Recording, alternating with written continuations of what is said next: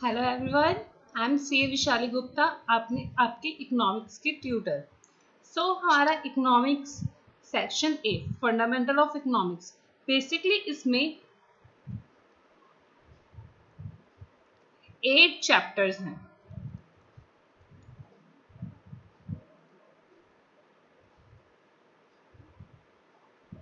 First chapter basic concepts है, second chapter demand and supply है, third production, fourth cost, fifth market and types of market, sixth money, seven bank से related है and eighth money market से related है।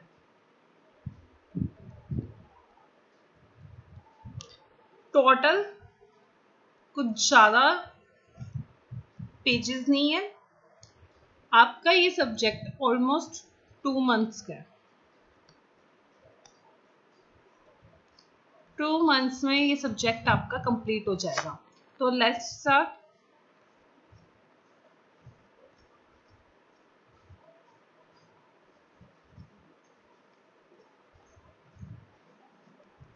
Basic concepts of economics.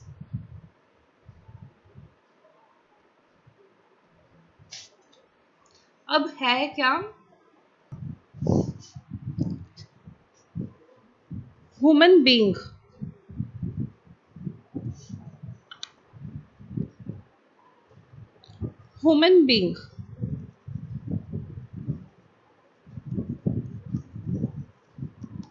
यानी कि हम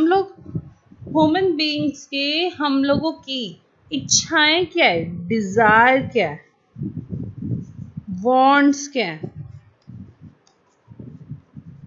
unlimited,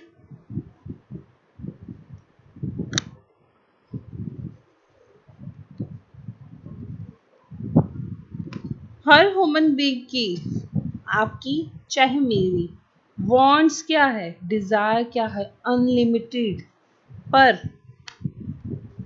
resources हमारी society में रिसोर्सेज क्या हैं, limited. Here is the problem, resources तो लिमिटेड है बट हमारी डिजायर वांट्स क्या है, अनलिमिटेड है। जैसे आपको एक बहुत इजी सी एग्जांपल लेके चलते हैं। आपको आपके फादर ने 1000 रुपीज दिए, राइट। अब आप सोच रहे हो मैं 1000 में क्या क्या करूं, मूवी देख के आऊं या पार्टी करूं फ्रेंड्स के साथ, या वॉच खरीद लूं, या क्लॉथ्स खरीद लूं, कितने सारे एंड सो ऑन, बहुत सारे आपके पास ऑप्शंस हैं, बहुत सारी आपकी क्या है, वांट्स हैं, डिजायर है, बट आपके पास रिसोर्सेज क्या है, सिर्फ 1000, सिर्फ 1000। ये क्या हो गया आपके रिसोर्सेज, और ये सब आपकी क्या हो गई, वांट्स। रिसोर्सेज क्या हो गए, लिमिटेड, बट आपके वांट्स क्या होगी, अनलिमिटेड। क्लियर।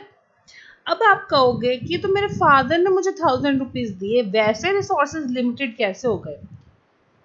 ये हम आगे पढ़ते हैं, जैसे जैसे पढ़ेंगे तो क्वेश्चन का आपको आंसर मिलेगा। अब इकोनॉमिक्स क्या होती है, ये प्रॉब्लम, लिमिटेड अनलिमिटेड प्रॉब्लम हमें क्या कंसेप्ट देती है, इकोनॉमिक्स का कंसेप्ट देती है। यहां से इकोनॉमिक्स का कंसेप्ट आता है, क्योंकि वांट्स क्या है हमारी, अनलिमिटेड, एंड रिसोर्सेज क्या है हमारे, लिमिटेड। तो इकोनॉमिक्स यहां से जनरेट होती है। इकोनॉमिक्स का मतलब क्या है, इकोनॉमिक्स इकोनॉमिक एक्टिविटीज को एक्सप्लेन करती है। इकोनॉमिक्स किसको एक्सप्लेन करते हैं, इकोनॉमिक एक्टिविटी।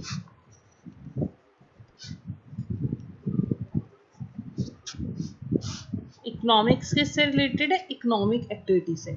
अब आप कहोगे इकोनॉमिक एक्टिविटी कौन सी होती है? इकोनॉमिक एक्टिविटी वो एक्टिविटीज होती है जो मनी से रिलेटेड होती है, मनी से रिलेटेड होती है। Economics is one of the social science. It explains about the economic activities of a man. Any activity which is relating to earning the money and spending of the money is called economic activity. अब मैंने कहा economic activity मतलब money activities, money से related activities. अब money से related activities सिर्फ दो type की होगी, या तो हम मनी को अर्न करेंगे, ठीक है, या हम मनी को स्पेंड करेंगे। तो earning money is one of the economic activity and spending money is also one of the economic activity, right? Spending of money is called the economic activity. Almost all people are engaged in economic activities because they want to earn the money, क्योंकि वो money earn करना चाहते हैं। The main economic problem is to transfer society's resources into consumable commodities by using productive technology. It is a problem because human wants are unlimited and society's resources are limited. ये क्या कह रहे हैं? सबसे बड़ी इकोनॉमिक्स में problem क्या है? रिसोर्सेज को कंज्यूमेबल्स में कन्वर्ट करना, रिसोर्सेज को कंज्यूमेबल्स में कन्वर्ट करना। रिसोर्सेज क्या हो गए? रॉ मटेरियल, लेबर, ये सारी चीजें क्या है? रिसोर्सेज। इनको क्या कंज्यूमेबल्स में कन्वर्ट करना बाय यूजिंग प्रोडक्टिव टेक्नोलॉजी, मतलब प्रोडक्शन की हेल्प से सोसाइटी के रिसोर्सेज को कंज्यूमेबल्स में कन्वर्ट करना।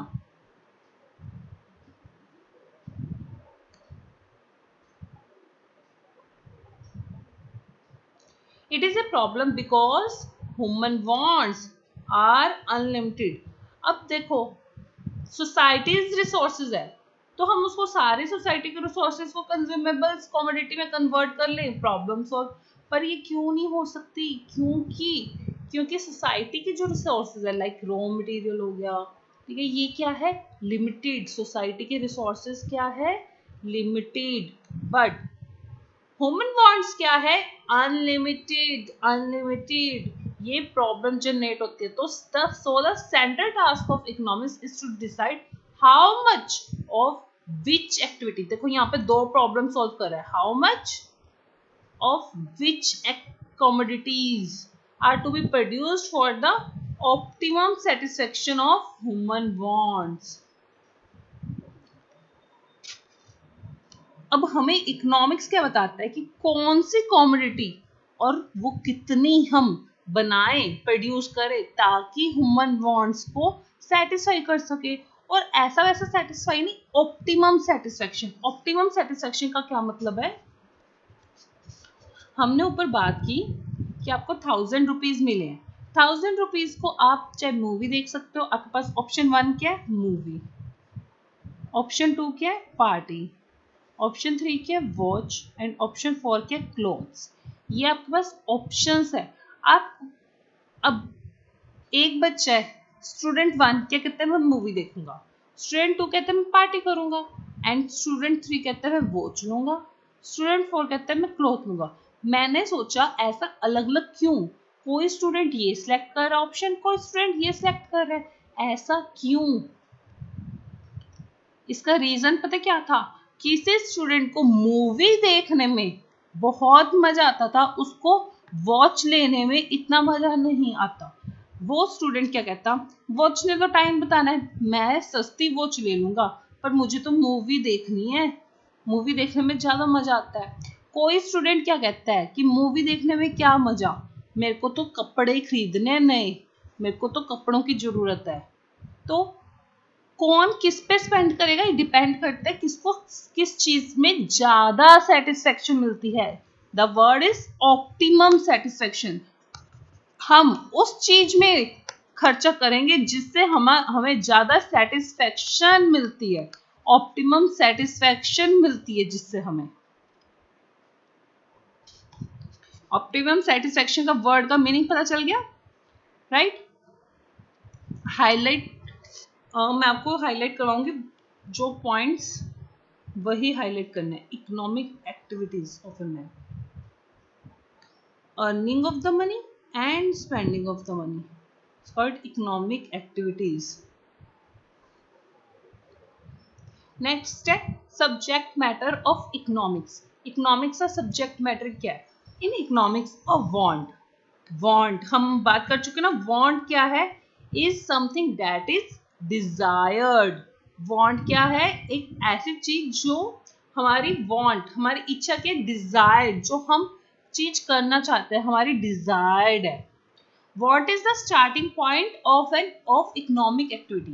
देखो, अगर हमारी किसी चीज के लिए want ही नहीं होगी, किसी चीज के लिए want नहीं होगी, तो हम उस चीज के लिए कुछ करेंगे? अगर हमारे लिए पैसा कमाने की want ही नहीं होगी, इच्छा ही नहीं होगी, तो हम efforts करेंगे। और जब बंदा efforts करता है तो वो बंदा सेटिस्फेक्शन भी चाहता है, कि वो ये भी चाहता है कि अब उसने एफर्ट्स करे तो उसके बदले में उसको सेटिस्फेक्शन भी मिले, right. Want is the starting point of economic activity. Want leads to efforts and efforts leads to satisfaction. Want जब हमारी इच्छा होती है कि हमने अच्छी पैकेज लेना है, हमने अच्छा सेटल अपना करियर सेटल करना है, तो हम उसके लिए एफर्ट्स करते हैं। उसके लिए हम एफर्ट्स क्या करेंगे? पढ़ाई करेंगे। देन हमें सेटिस्फेक्शन भी चाहिए कि हाँ हमने अच्छे मार्क्स भी चाहिए, सेटिस्फेक्शन भी चाहिए हमें। Then this is the subject matter of economics. The subject matter of economics is divided into 4 parts. 4 parts है। क्या है? Production, exchange, distribution and consumption. One by one हम पढ़ेंगे प्रोडक्शन। अब production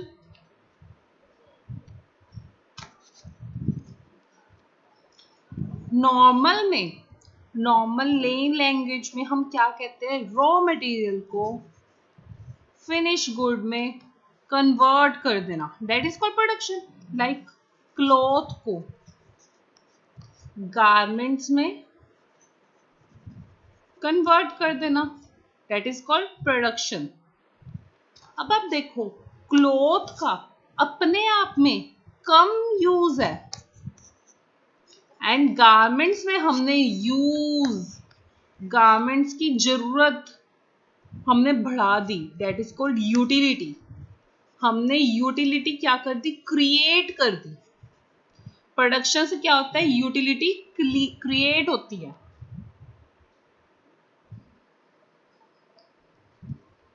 In economics, production involves the creation of goods and services by using resources. हम resources को use करके goods and service को create करते हैं। It is a process to change the raw material into final finished goods. हमने final finished goods बनाए किससे? Raw material से। रॉ मटेरियल को हमने फिनिश गुड्स में कन्वर्ट कर दिया। इस प्रोसेस को हम क्या कहेंगे? Production. It is nothing but creation of utility. Utility की क्रिएशन है।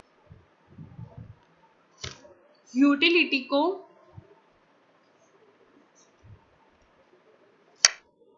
आप यहां पे लिख दो, creation of satisfaction from the consumption of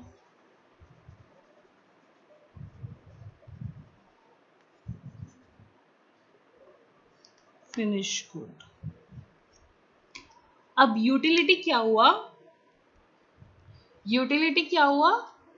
हमने सेटिस्फेक्शन क्रिएट करी। क्रिएशन ऑफ यूटिलिटी का मतलब क्या है? हमने फिनिश गुड में उस वस्तु में, उस गुड्स में हमने सेटिस्फेक्शन क्रिएट करी by changing their form. Raw material से हमने फिनिश गुड बना दिया, अब उस फिनिश गुड में क्या आ गई, सेटिस्फेक्शन आ गई। हमें गारमेंट्स, पैंट बनी हुई है, शर्ट बनी हुई है, उससे हमें ज्यादा सेटिस्फेक्शन मिल रही है, ना कि सिंपल एक प्लेन कपड़ा है उसमें हमें कम सेटिस्फेक्शन मिल रही थी, राइट। सो कुछ भी चीज की प्रोडक्शन करने के लिए आपको ये 4 फैक्टर्स चाहिए, land, labour, capital and organisation. Land, labour, capital and organization. Next part is technique and technology. Technique is defined as the ratio in which inputs are combined together to produce one unit of a product. Technique क्या कहेंगे, inputs, किस ratio में हमने inputs लगाने हैं, किस ratio में inputs को combine करना है, लगाने हैं, ताकि एक यूनिट प्रोड्यूस कर सके। फॉर एग्जाम्पल, इफ कैपिटल को हम K से डोनेट करेंगे, लेबर को L से डोनेट करेंगे। If capital and labour are used in the production process and if 1 unit of capital is combined with 2 units of labour to produce 1 unit of the product, then K और L की रेशियो क्या होगी, 1:2 will be called the technique of production. Capital, हमने देखो बात ऊपर करी ना, हमने इनपुट्स लगाने हैं, इनपुट्स की रेशो क्या है, इनपुट्स की रेशो क्या कहलाएगी, टेक्निक एंड टेक्नोलॉजी कहलाएगी। अब इनपुट्स क्या है, लैंड, लेबर, कैपिटल, ऑर्गेनाइजेशन, ठीक है। एक यूनिट को बनाने में कितनी इनपुट लगेगी,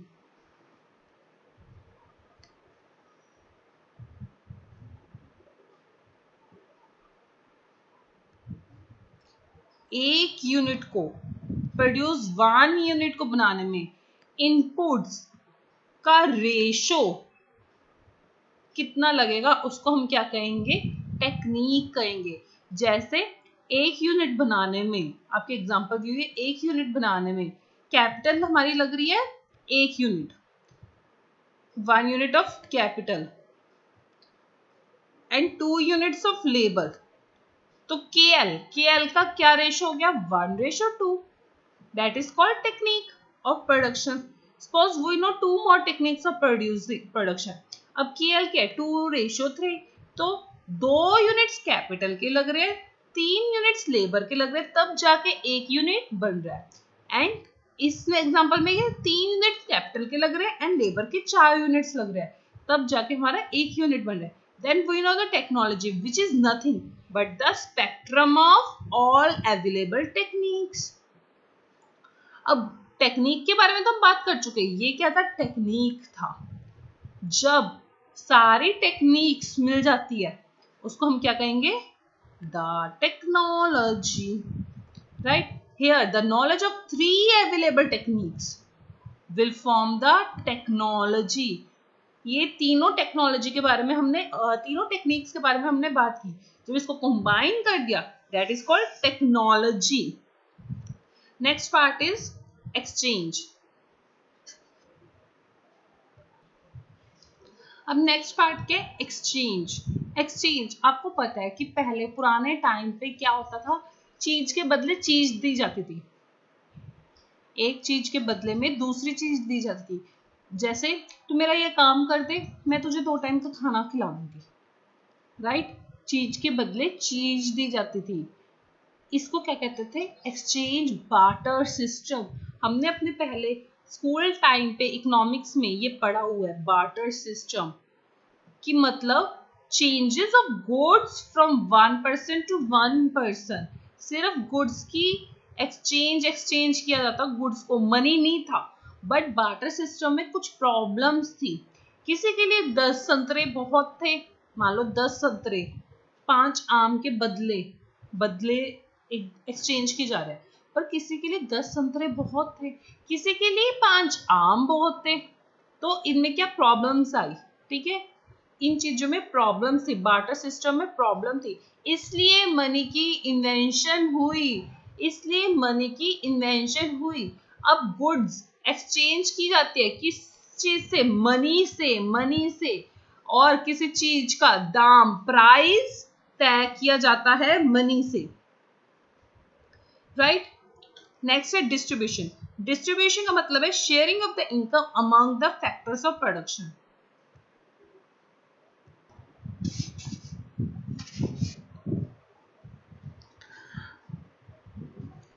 अब आपने इनपुट्स को कंबाइन करके क्या बना दिया? आउटपुट।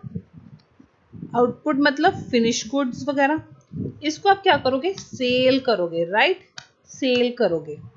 अब इनपुट्स में क्या क्या इंक्लूड है? Land, labour, capital and organisation. इन चारों को कंबाइन करके आपने क्या बना दिया? फिनिश गुड बना दी। अब जब फिनिश गुड आप सेल करने गए तो आपको सेलिंग प्राइस मिली। सेलिंग प्राइस को हम क्या कहेंगे? इनकम। इनकम मिली। मान लो ये आउटपुट आपका 100 रुपए में बिक गया तो हमारी क्या होगी? 100 रुपए की इनकम होगी। अब ये 100 रुपए की इनकम देखा जाए तो इन चारों में बंटेगी। जैसे आपको लैंड पे क्या देना पड़ेगा? रेंट। लेबर को क्या देने पड़ेंगे? वेजेस। कैपिटल पे क्या देना पड़ेगा? इंटरेस्ट। और ऑर्गेनाइजेशन किस चीज के लिए काम कर रही है? प्रॉफिट। सबने अपने अपने हक के रुपए मांग लिए। हर इनपुट ने अपने अपने हक के रुपए मांग लिए। इसको कहते हैं डिस्ट्रीब्यूशन। आपने इनकम को डिस्ट्रीब्यूट कर दिया। नॉर्मल हम अकाउंट्स में क्या कहते हैं? अकाउंट्स में क्या कहते हैं कि ये तीनों हमारे क्या है? खर्चे हैं, एक्सपेंसेस है और प्रॉफिट हम बचा लेते हैं। पर इकोनॉमिक्स ये बात नहीं कहता। इकोनॉमिक्स कहता है आपने पूरी इनकम यहां डिस्ट्रीब्यूट करी है। अकाउंट्स में हम क्या कहते हैं? अकाउंट्स में हम इनको क्या कहते हैं? एक्सपेंसेस लेते हैं। सिर्फ इनको एक्सपेंसेस लेते हैं और प्रॉफिट ऑर्गेनाइजेशन कमाती है।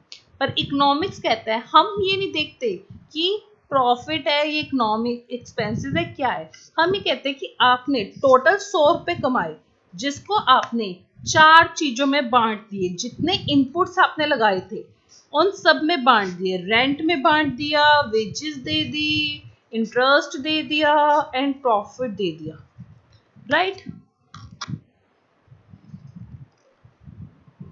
Distribution means sharing of the income among the factors of production. The total income which is generated by selling of these goods and services in the market. The total income क्या थी? जो सारी की सारी cell करी थी वो थी टोटल इनकम हमारी, मतलब सेलिंग प्राइस टोटल। वो किस में डिस्ट्रीब्यूट कर दी? Must be distributed among the factors of production in the form of rent, wages, interest and profit. Rent, wages, interest and profit, that is called distribution. ठीक है। There are 2 types of distribution, micro distribution and macro distribution. अब micro distribution क्या है? Micro छोटा, नाम से पता लगता है छोटा। मैक्रो बड़ी चीज। मैक्रो किसको देखती है? पूरे नेशन को देखती है, नेशन वाइज देखती है। एंड माइक्रो छोटा छोटा, छोटी छोटी चीजें, मतलब बिल्कुल डीप में 1 यूनिट में देखती है। अब हम पढ़ते हैं। Micro distribution is nothing but pricing of factors of production. ये याद रखना, pricing of factors of production. Production के फैक्टर्स जो हमने ऊपर पढ़े 4 फैक्टर्स, उनका प्राइस डिसाइड करना। फैक्टर्स ऑफ प्रोडक्शन हमने ऊपर कौन से पढ़े? Land, labour, capital and organisation. इनकी प्राइसिंग डिसाइड करना। जैसे it means it explains how the price per unit of land is determined. एक पर यूनिट ऑफ लैंड का प्राइस कैसे डिटरमाइन होएगा? लैंड का क्या था हमने ऊपर पढ़ा? रेंट था। लैंड पे रेंट देना पड़ता है। उसका प्राइस किस तरीके से किस तरीके से डिटरमाइन हुआ वो हम किस में पढ़ेंगे, माइक्रो में। माइक्रो में per unit of labour, per unit of capital, इन सब का प्राइस किस तरीके से डिटरमाइंड होएगा, ये सब चीजें कहाँ डिस्कस करें हम, माइक्रो।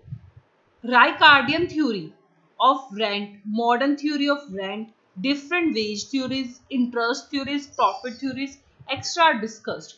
माइक्रो में ये क्या है, फैक्टर्स ऑफ प्रोडक्शन की थ्योरीज डिस्कस की जाती है। जैसे राइकार्डियन थ्योरी किस पे है, रेंट पे है।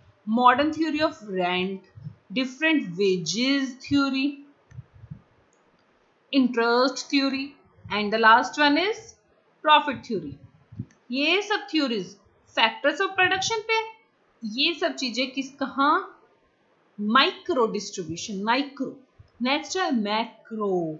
मैक्रो किसकी बात करते हैं, टोटल नेशनल इनकम की बात करती है कि total national income factors of production वही है, फैक्टर्स ऑफ प्रोडक्शन में कैसे डिस्ट्रीब्यूट हुई है, total national income factors of production में कैसे शेयर हुई है, डिस्ट्रीब्यूट हुई है। हम देखते हैं कि income, total national income properly society में प्रॉपरली डिस्ट्रीब्यूट हुई है या नहीं हुई, मतलब बराबर से प्रॉपरली डिस्ट्रीब्यूट, प्रॉपरली और not properly among the people in the society, कि सोसाइटी के लोगों में इनकम किस तरीके से डिस्ट्रीब्यूट हो रही है, प्रॉपरली या नॉट प्रॉपरली। मॉडर्न इकोनॉमिक्स क्या कहते हैं, उन्होंने मैक्रो इकोनॉमिक्स का एरिया बढ़ा दिया। वो अब मैक्रो इकोनॉमिक्स में कौन से कंसेप्ट्स को कंसीडर करते हैं, employment, income, planning and economic development, पूरी इकोनॉमी की प्लानिंग करना और उसके डेवलपमेंट के बारे में सोचना, इंटरनेशनल ट्रेड्स, ये नेशनल वाइज है, पूरी इकोनॉमिक्स की बात करेगा, ये पूरी इकोनॉमी की। नेक्स्ट एंड लास्ट वन है consumption. It is an act to use the goods और service to satisfy the wants. अब हमारी वांट्स क्या थी, अनलिमिटेड। अब चाहे अनलिमिटेड है पर कुछ वांट्स तो हम सेटिस्फाई करेंगे। अब सेटिस्फाई कैसे होगी, जब हम कंज्यूम करेंगे, उस गुड्स और सर्विसेज को यूज करेंगे, तब क्या होगी, हमारी वांट सेटिस्फाई होगी। In economics consumption is typically defined as final purchase. Final purchase हमेशा कौन करता है, consumer. Final purchase by an individual that are not investments of some sort. वो किसी भी तरीके की इन्वेस्टमेंट नहीं है। देखो जो कंज्यूमर होगा वो कंज्यूम करने की कोशिश करेगा, जब वो कंज्यूम करने की कोशिश करेगा तो वो क्या, वो इन्वेस्टमेंट नहीं होगी। इन्वेस्टमेंट कब होगी, जब मैं, जैसे मैन्युफैक्चरर से होलसेलर, होलसेलर ने अपने बिजनेस में इन्वेस्ट किया, एंड होलसेलर्स ने बिजनेस में, होलसेलर से रिटेलर, रिटेलर ने क्या किया, नेक्स्ट आके यूज कर रहा है वो, that is not investment. Consumer के लिए इन्वेस्टमेंट नहीं है। In other words, when you buy food, clothes, airplane tickets, a car, that's called consumption. Through consumption, the consumer destroys the utility of the commodity. उस commodity से जो utility मिलनी थी, जो satisfaction मिलनी थी, वो उसने क्या कर दी, खत्म कर दी। कैसे खत्म कर दी, खुद consume करके, खुद consumption लेके वो खत्म कर दी। This utility was created by the producer through production. ये यूटिलिटी किसने क्रिएट करी थी, प्रोडक्शन से क्रिएट हुई थी। किसने क्रिएट करी थी, प्रोड्यूसर ने, और हमने कंज्यूमर बनकर ये कंज्यूम कर ली और वो फिनिश कर दी। यूटिलिटी मतलब सेटिस्फेक्शन, जो उस प्रोडक्ट से सेटिस्फेक्शन मिलनी थी वो खत्म हो गई क्योंकि वो हमने कंज्यूम कर ली। If someone buys a house to live in, that should be defined as consumption. If they buy a house to rent out, अगर वो रेंट के लिए करता है तो वो कहाँ चला गया, वो 4 फैक्टर्स में चला गया, लैंड में चला गया, that should be defined as, उसको हम क्या कहेंगे, इन्वेस्टमेंट कहेंगे, इन्वेस्टमेंट कहेंगे। कंजम्पशन में हमने अभी पढ़ा not investment of some sort, investment नहीं है वो किसी भी तरीके की। Similarly if they buy a car to drive, it's consumption. अगर वो खुद चलाने के लिए कार खरीदते हैं वो क्या कहेंगे, कंजम्पशन। अगर टैक्सी के पर्पस के लिए खरीदता है उसको हम क्या कहेंगे, investment. In short, reason for the purchase determines whether something is viewed as on investment or as consumption. हमारा रीजन, जो परचेज का रीजन है, वो डिटरमाइन करता है, रीजन डिटरमाइन करता है कि वो इन्वेस्टमेंट है या कंजम्पशन है। आज के लिए इतना ही। Thank you.